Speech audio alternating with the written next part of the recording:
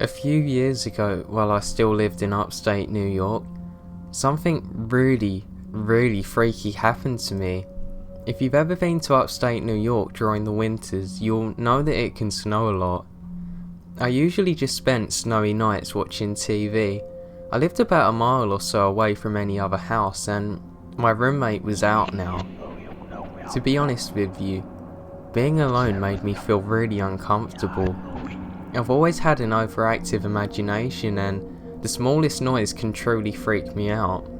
Like I was saying, my roommate was out and it was snowing heavily.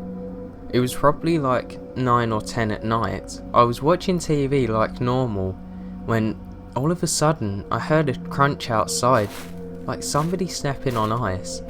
I immediately tensed up and my mind began to race over every possibility. I listened in horror as I could hear the crunches getting louder.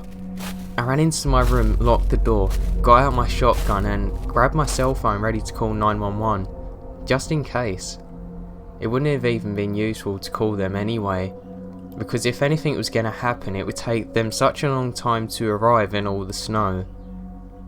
I know it might seem like I was overreacting, but remember, this was at night, in heavy snow, miles away from any other house.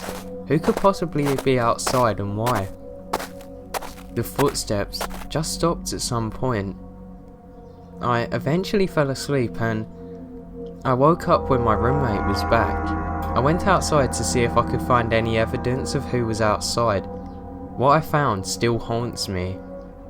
I saw footprints in the snow coming out of the woods, doing a circle around my house. The footprints were filled in, so it was hard to figure out where they were going. The scariest part of all of this is that the footprints stopped outside my bedroom window.